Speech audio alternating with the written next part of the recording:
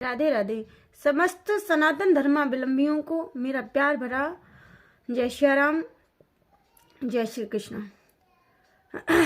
आज मैं ये जो वीडियो बना रही हूँ बहुत सोच समझ के बना रही हूँ और हृदय में कहीं ना कहीं बड़ा कष्ट है कि हमारे सनातन धर्म में ये ऐसे ऐसे लोग कहाँ से आते हैं। अब आप समझ गए होंगे कि आज हम जो देख रहे हैं विगत कई दिनों से स्वामी प्रसाद मौर्य किस तरह से हमारे श्री रामचरितमानस पर, तुलसीदास बाबा पर कैसे तंज कसे जा रहे हैं। और यहाँ तक कि हद तो तब हो गई जब उन्होंने श्री रामचरितमानस के कई एक पन्नों को जलाया भी है। तो अब इनके प्रति आप क्या भावना रखते हैं, क्या होने वाला है आगे, हमें तो कुछ समझ नहीं आता। पर फिर भी हम इतना जानते हैं कि ऐसे लोग जब जब आगे आए इनको करारा जवाब देना बहुत ज़रूरी। और मैं निवेदन करूंगी कि ऐसे लोगों के प्रति कठिन से कठिन कार्रवाई करी जाए और ये इसी लायक हैं। और इनको तो स्वामी प्रसाद मौर्य को तो क्या बोले, एक तो बिन पैंदी का लोटा ही बोल सकते हैं जिसका कहीं ठिकाना ना हो। जब मन करता है, जिधर मुंह करता है, जिधर कौर मिला उधर ही लुढ़क गए, उसी के गीत गाने शुरू कर दिए। ठीक है, तो राजनीति देखिए एक अपनी जगह पर है और सत्य सनातन धर्म, संस्कृति और हमारे शास्त्र, साधु संत, इनके प्रति तुम अगर कुछ भी ऐसा करते हो तो उसके लिए हम कभी चुप नहीं बैठेंगे। फिर तुमने रामचरितमानस को एक राजनीतिक मुद्दा बना दिया, तुमने जातिवाद में उसको तोल दिया। तुम जानते हो तुम मानस के बारे में कितना जानते हो। तुम कभी तो बैठते हमारे महापुरुषों की सभा में, कभी बैठते, कभी तुम्हारे अंदर इतनी हिम्मत हुई है कि तुम हमारे सत्य सनातन धर्म के प्रति, धर्म के किसी भी साधु संत से मुकाबला कर सको, किसी भी महापुरुष से मुकाबला कर सको, वहां आकर के बैठ सको, आधा घड़ी पौन घड़ी कभी सत्संग कर सको। तुम में हिम्मत नहीं है। तुम केवल राजनीतिक तौर तरीके से एक मुद्दा तुमने खड़ा कर दिया, जातिवाद तुम फैलाओगे और तुम फैला रहे हो और तंज कस रहे हो तुलसीदास बाबा पर। ये बहुत गलत बात है स्वामी प्रसाद मौर्य, बहुत ही गलत बात है। और सनातन धर्म ऐसी आज्ञा किसी को नहीं देता कि तुम इस सनातन धर्म में आकर के इस तरह की ओछी बातें, इतनी घटिया, इतनी तुम्हारी जिब्या में कीड़े ना पड़ जाएं। तुम ऐसी बात बोल रहे हो, तुम कुछ नहीं जानते हो, ना तुलसीदास बाबा के बारे में जानते हो और ना ही मानस के बारे में, मेरे किसी शास्त्र के बारे में तुम कुछ नहीं। तुमने दो चार चौपाइयां छेक छेक के पढ़ ली और तुम उस पर लगे ज्ञान झाड़ने के लिए सोशल मीडिया में। हाँ, केवल तुम कितना, हम तुम्हें जानते हैं तुम क्या चाहते हो। तुम सिर्फ सुर्खियों में मौजूद रहना चाहते हो। तुम सिर्फ इतना, तुम्हें कोई पूछता तो है नहीं, ठीक है। तो तुम चाहते हो कि अब किसी तरह से नीचे हम बैठे जा रहे हैं तो कुछ ऐसा करो जो हम लोगों की नजरों में चढ़े रहे हैं। तो ऐसे चढ़ना नहीं कहते इसको। अगर तुम सनातन के खिलाफ हो तो मुझे लगता है कि तुम पर कड़ी कार्रवाई होनी चाहिए और तुम्हारा मुंह काला करके इसी तरह जैसे तुमने मानस के पन्ने जलाए हैं, ऐसे ही जलती हुई लकड़ी से तुम्हारा मुंह भी जलाया जाए और तुम्हें इसी तरह से घुमाया जाए। तुमने एक चौपाई बोली है, क्या बोला तुमने? ढोल गंवार शूद्र पशु नारी सकल ताड़ना के अधिकारी। तुम क्या जानते हो इस चौपाई के बारे में? बाबा तुलसीदास को समझना इतना आसान नहीं है मौर्य जी। बाबा तुलसीदास जी के शब्दों को समझना इतना आसान नहीं है। और मुझे लगता है कि तुम जैसे मूर्खों के लिए तो बिल्कुल, तुम जैसे मूर्खों की समझ से तो बिल्कुल बाहर है। मुझे लगता है सच्चाई सबसे पहले यही है कि तुम तुलसीदास बाबा के बारे में कुछ नहीं जानते हो, हैं? तो आप जान लीजिए, ढोल गंवार शूद्र पशु नारी सकल ताड़ना के अधिकारी। वैसे तो हमारे महापुरुषों ने इस चौपाई पर बहुत ही अच्छे तरीके से लोगों को समझाया है, बताया, पर तुम जैसे लोग समझना ही नहीं चाहते। तुमने ना सबरी के बारे में पढ़ा, तुमने ना निषाद जी के बारे में पढ़ा, तुमने ना केवट जी के बारे में पढ़ा, तुमने किसी के बारे में, यानी कि मानस के बारे में तुम कुछ नहीं जानते। हमारे राम जी के प्रति, मेरे राम जी को जो एक बार जान ले, जो एक बार, पहले तो तुम जैसे लोगों में इतनी क्षमता नहीं जो मेरे राम जी को जान पाओ, मानस को जान पाओ, ठीक है। इतनी क्षमता तुम में नहीं है। हमारे सनातन धर्म के साधु संत ही जिन्होंने तपस्या की है, जिन्होंने वर्षों वर्षों पहले करोड़ों हजारों वर्षों पहले अपने घरों का परित्याग करके जिन्होंने तपस्या की, जिन्होंने राम जी को जाना है, जिन्होंने मानस को जाना है, जिन्होंने तुलसीदास बाबा को जाना है, तुम क्या जान सकते हो? कुछ नहीं जान सकते हो। हम तुमसे बहस नहीं करते, लेकिन तुम्हें जवाब जरूर देते हैं। तुमने सबरी के बारे में नहीं पढ़ा, तुमने केवट के बारे में नहीं पढ़ा, और ऐसे कितने लोग हैं जिनको राम जी ने गले लगाया, उनके बारे में तुमने नहीं पढ़ा। तुमने पढ़ा तो केवल जाति व्यवस्था को पढ़ा है, और जो तुम ये गंध फैला रहे हो हैं। तो ढोल का मतलब ढोल गंवार शूद्र पशु नारी सकल ताड़ना के अधिकारी। केवल एक ही शब्द की लड़ाई है, ताड़ना, है ना। तुम यही कहते हो कि ताड़ना माने पीटना। तो सुन लो, ताड़ना माने पीटना नहीं होता, ताड़ना माने नोचना नहीं होता, ताड़ना माने ऐसे कोई जो तुम चाहते हो। ताड़ना माने पीटना, नोचना, घसीटना, सब नहीं होता ताड़ना का अर्थ। ताड़ना का अर्थ होता है मौर्या जी, ताड़ना कहते हैं देखभाल को। जैसे हम कभी परदेश में जाते हैं तो हम पड़ोसी से कह करके जाते हैं कि जरा हम विद फैमिली कहीं घूमने जा रहे हैं और मेरे घर पर जरा दृष्टि रखना, नजर रखना है, ताड़े रहना। तो ताड़ना का मतलब होता है दृष्टि रखना, देखभाल करना। जैसे कि तबला, ढोल, तबले को तुम 50 बार हाथ जोड़ करके कहो कि भैया बज जाओ, ढोल को कहो कि भैया बज जाओ, ऐसे नहीं बजने वाला। जब तक हम उसको पूरी अच्छी कोशिश के साथ, अच्छी कला के साथ जब तक हम उसे बजाएंगे नहीं, ताड़ेंगे नहीं, तब तक वो राग में बजने वाला नहीं। या फिर हम उसकी देखभाल नहीं करेंगे तो वो खराब भी हो जाएगा, बजने के लायक नहीं बचेगा। ढोल गंवार, गंवार यानी कि कुसंस्कारी। गंवार का मतलब हम किसी भी अच्छे कार्य को कुसंस्कारी के हाथ में अगर हम उसे पकड़ा दें और जब तक हम उस पर दृष्टि नहीं रखेंगे, तब तक हम अगर देखभाल नहीं करेंगे, तब तक तो वो उस कार्य का सत्यानाश कर ही चुका होगा, क्योंकि उसे उतना बोध नहीं है।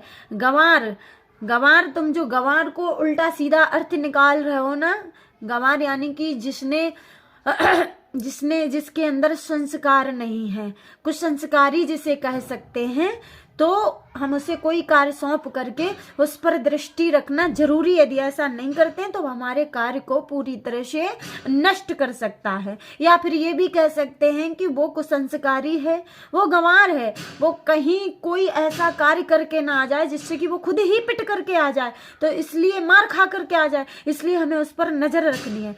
ढोल गंवार शूद्र तुम्हारी नजर में जाति व्यवस्था में होंगे। मेरे शास्त्रों में वर्ण व्यवस्था बनाई गई है, जिसमें अब कैसे हम आपको समझाएं, शूद्र का हमें क्या बताएं। मुझे तो मुंह से कहने में ऐसा लगता है तुम कितना गलत अर्थ निकाल रहे हो। शूद्र का मतलब निकृष्ट नहीं होता, उनका प्रादुर्भाव ईश्वर के श्री चरणों से है, जो कि सबसे श्रेष्ठ जगह है, जो कि सबसे ही श्रेष्ठ जगह मानी गई। सदैव भगवान के श्री चरणों की ही वंदना करी गई है।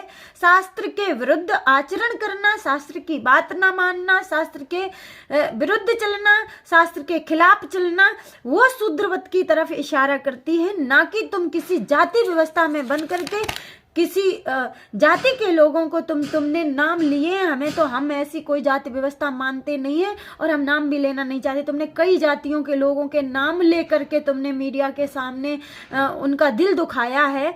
ये तुम्हें कतई शोभा नहीं देता मौर्या जी। इसका मतलब ये कदापि नहीं होता है। शूद्र कहते हैं सेवक को, छोटे को, कोई जाति विशेष को नहीं कहते हैं। तो कोई सेवक अगर हमारे यहाँ सेवा करता है, उसके घर में कोई बीमार पड़ जाए, बेटा बीमार पड़ जाए, बेटी बीमार पड़ जाए, तो हमारा परम कर्तव्य बनता है कि हम उसकी देखभाल करें, हैं, हम उसकी देखभाल करें। तो इसको ताड़ना नहीं कह सकते, इसे ताड़ना नहीं कहते। अच्छा, अब आई शूद्र, 3-4 चीजों पर हो गया, ढोल गंवार शूद्र। अब आया पशु, चौथी बात। पशु को अगर बांध करके रख लो, या पालतू है कैसा भी, अगर तुम उसे भोजन ना दो, उसकी देखभाल ना करो, तो वो मर जाएगा, है ना।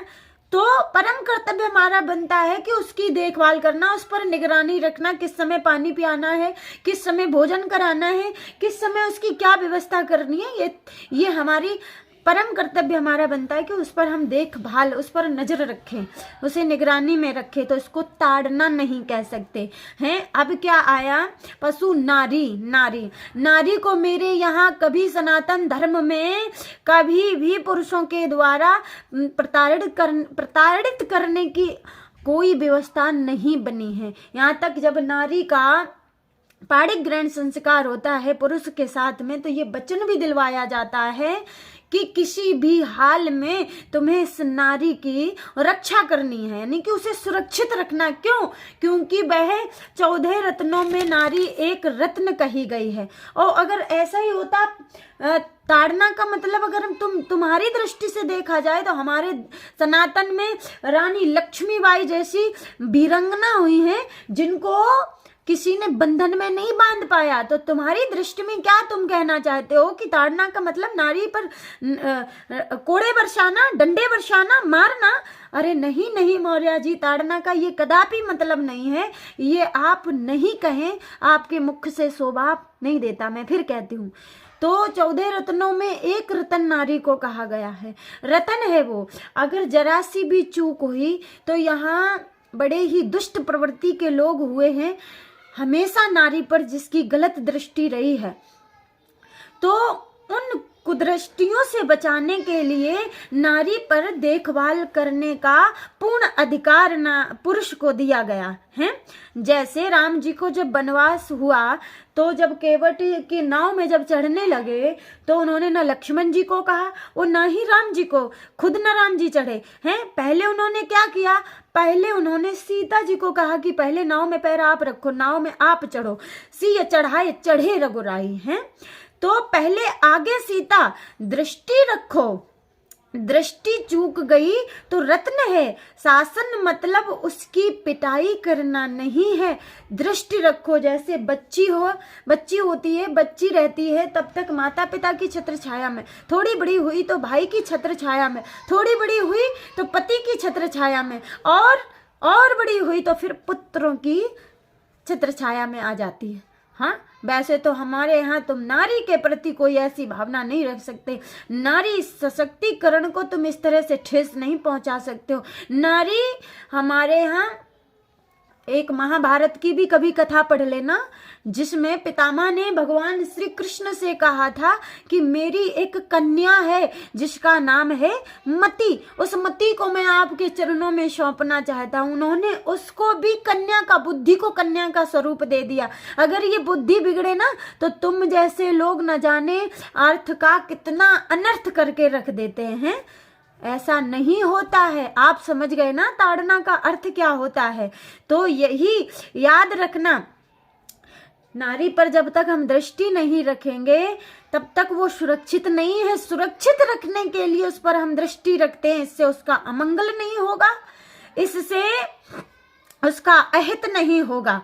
तो इसका मतलब ताड़ना नहीं है, इसका मतलब क्या है समझ गए आप, देखभाल करना, दृष्टि रखना।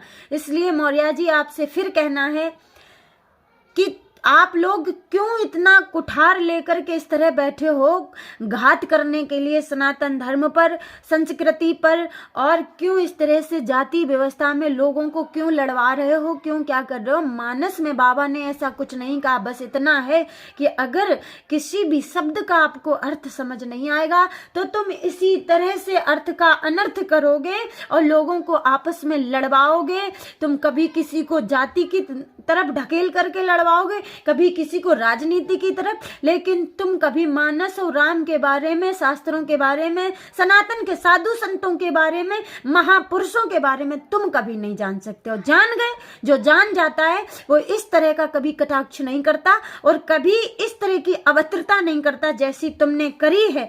तो याद रखना, मैं इस वीडियो के माध्यम से सबसे यही निवेदन करना चाहूंगी, ऐसे लोगों पर जो सनातन धर्म का नहीं, वो हमारे किसी काम का नहीं है, ऐसे लोगों की जगह पागल खाने में होनी चाहिए या फिर जेल में होनी चाहिए।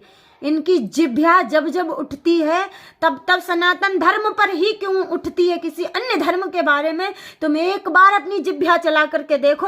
अगर न कटवा दी जाए